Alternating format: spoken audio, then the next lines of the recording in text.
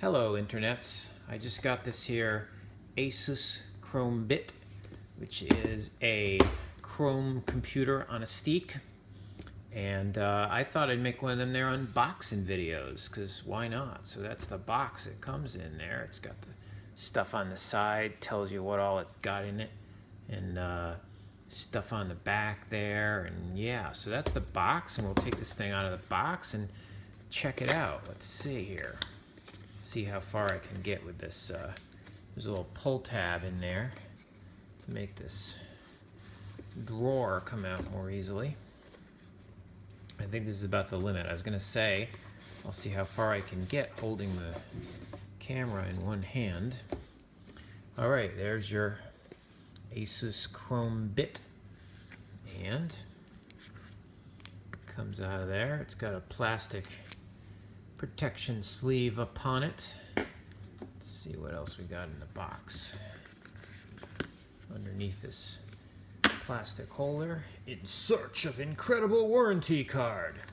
Okay, well, it's a warranty card. In search of incredible quick start guide. Searching for a lot of stuff here. So that tells you how to hook it up. I'm gonna discard that. Got a Hdmi Extender, because this is probably pretty hard to jam into closely spaced ports. Oh, we've got a convenient little place there for your massive paws. This appears to be feet, Velcro. Looks like possibly Velcro to stick it onto something. And this here would be the massive power brick. Ooh, doggy. Now I'm gonna, and that's it. So that's what's in the box. So now I'm going to set up a little tripod so I can actually take this out of its wrappings. Okay, so here's the Chromebit itself. Meaty hand for scale. And as you can see, it's enclosed in a plastic safety sleeve glued here on this end. But I know if you want to preserve the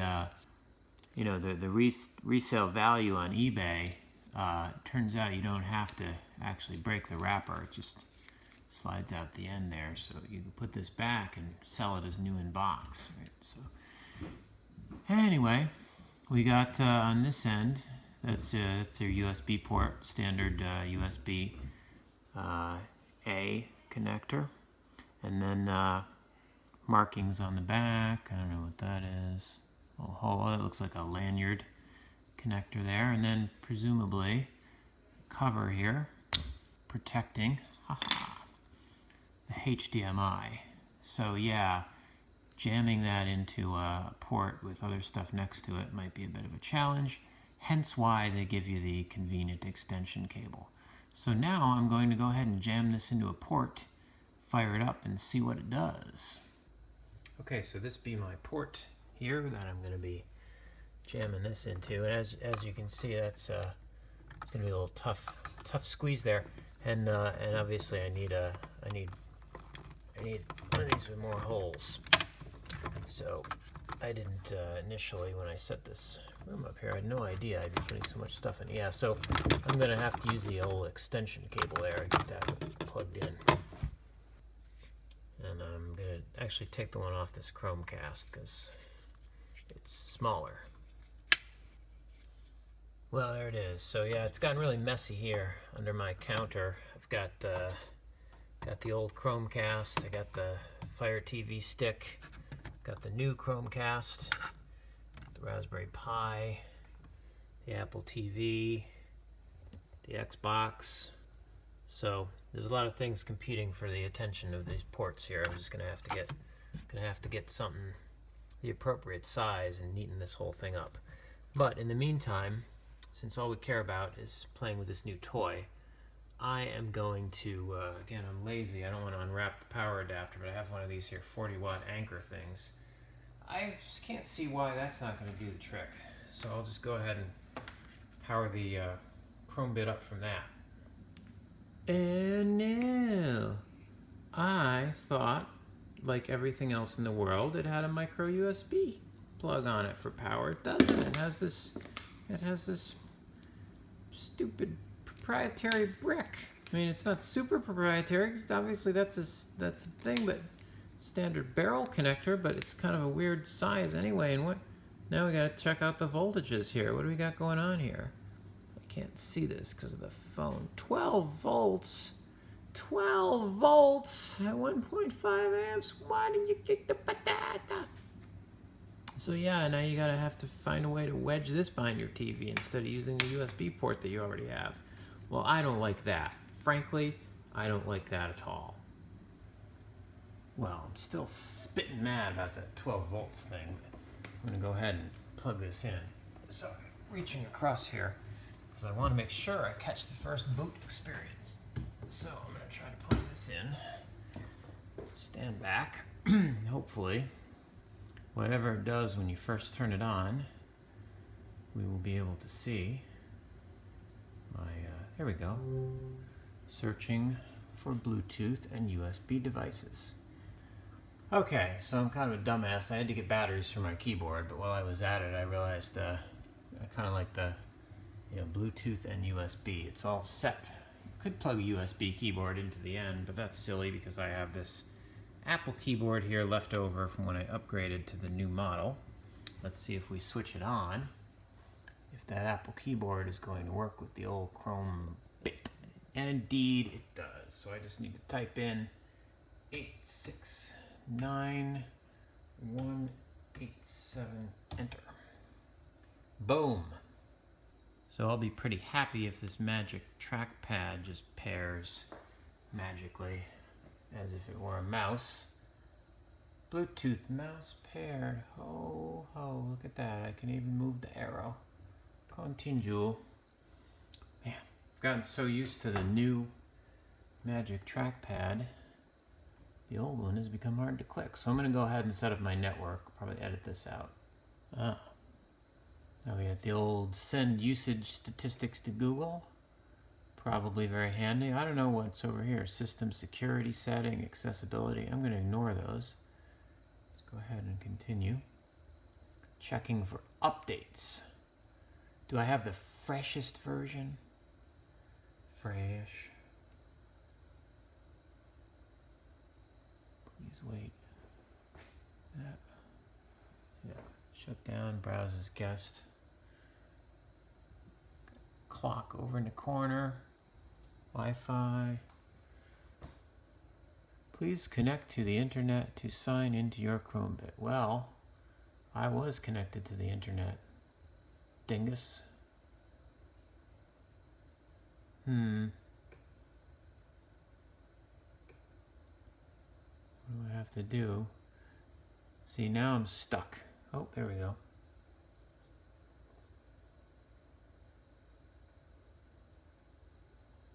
It was like it didn't make it clear how to retry. I don't know what it's doing. This is one of those things where they hide the message from you, which I'm not a big fan of. Like if it's actually having some sort of network problem, it would be nice if it told me. You know, presumably this is a timeout on some HTTP call, but who knows?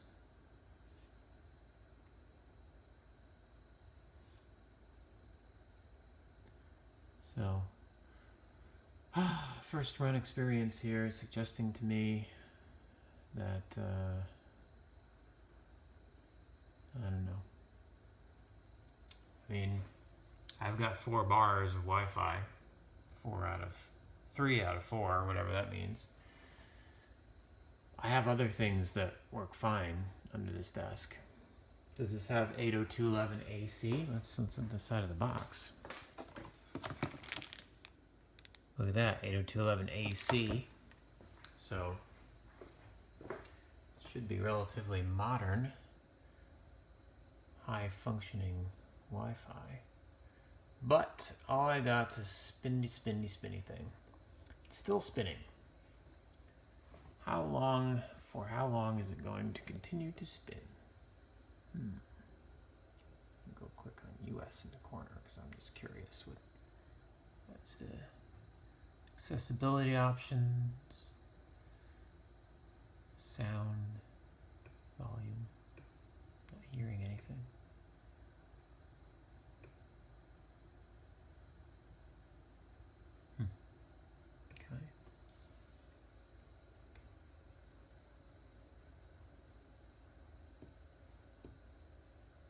Well, so far I have to say I'm not super impressed with this part of the setup. The time has changed from 7 p.m. to 4:14, so it was correct when I first earlier. I believe we can go to the videotape and you'll see that it actually had the correct time earlier. So I can only assume that what's happened here is it decided, I'm a big fan of the Dvorak keyboard, by the way, it probably decided that I am on the West Coast, which is not true. Alright, so I'm just staring at this spinny thing. I'm inclined to keep recording for as long as it keeps spinning. Probably run out of battery on my iPhone here.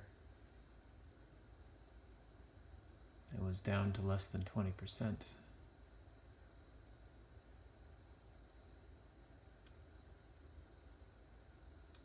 Tra-la, tra-la.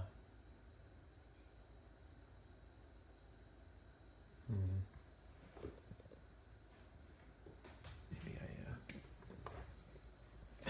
oops. Maybe I can fall over here and hurt myself. I will reorient the receiving antenna, as they say in the FCC. There, I'll just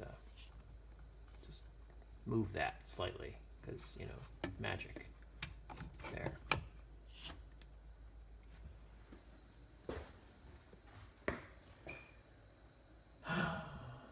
The sigh. I don't know how long I should realistically wait for this. I mean, I could pull the plug and reset it, try again, but who knows? It might be halfway through the setup process. Oh, gone down to 2 bars. Maybe I shouldn't have reoriented the receiving antenna. It'd suck if this thing has really bad Wi-Fi, because after all, I've got all these other things, like the what do I call it? You know, Chromecast, the Fire TV stick, the Apple TV. Those are all on Wi-Fi, and they work quite well. So that does seem to have affected signal strength. I feel like, I don't know, can I disconnect? Does it give me the option?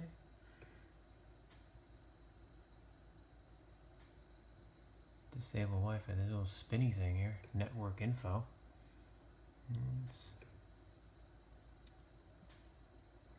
I'm tempted to click the disable Wi-Fi button here. Hope that it interrupts this connection. Okay, there we go. Network not available. So we got back to that. Now I turn it back on. Connecting.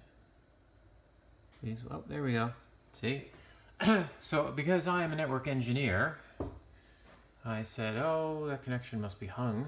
If I force it to reset, do it again, maybe it'll work. All right, so I'm going to try to log in here to my Google account.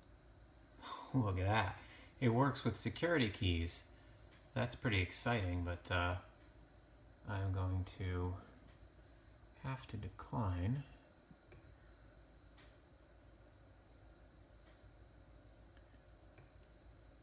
Two-factor. I'm going to do this the fun way. It's going to go like this. This is how annoying computers are. No accounts yet. So this is here we go. I'll stop complaining about the Chromebit for a moment to complain. Oh, I'm down to 10% battery. No accounts yet. So yeah, Apple Watch. So I have this authenticator app on my Apple Watch, and it seems to have forgotten the yeah, I'm gonna have to deal with that. I'll be back.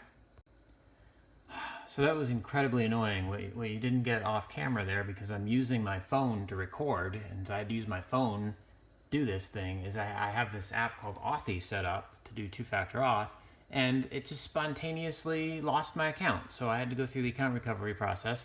Well, meanwhile, my phone's battery is running down. It's down to like 8%. So at some point I'm going to lose the ability to continue recording this thing. It was really frustrating. I had to go through all that. Whoa, Chrome booting up with extensions. I don't have, this is why I really don't like extension sync. Okay, so this is the main thing I was curious about. I previously was using a Raspberry Pi to view this web page, which shows some camera feeds from around my house, and I was getting about 8 frames per second, 7 to 8 frames per second. And my understanding was that the Raspberry Pi and WebKit currently don't get along very well, so it doesn't have super accelerated video. I mean, 8 frames a second is okay for a security camera feed, but I was curious about the Chromebit. So here's what we got, 30, 33, 34. That's not bad at all. Certainly much better than the Raspberry Pi was doing. So now I'm curious to see if I can leave this up here and you know, if it'll overheat, if it'll stay connected to the Wi-Fi, because the Raspberry Pi had a tendency to drop off the Wi-Fi. And then the other important question is, can I get this to boot up and go directly to the screen? Ideally what I want here, right, is if the power is reset or anything, or if there's a problem with it, I can just turn it off and on, and it'll come back up and it'll go right directly to this web page. Trivial to do with Linux, but we'll see what's going on here. But so far, I'll be happy if I can, if I can get the good frame rate on this, and I can get it to stay connected to the Wi-Fi, or at the very least reconnect automatically if it drops, because the Raspberry Pi is terrible at that. So I leave this running, and half the time I'll come in here and there's just a gray screen. This could not connect, and then I either can refresh it, or more often than not I have to reboot the Raspberry Pi just to get it to reconnect to the Wi-Fi.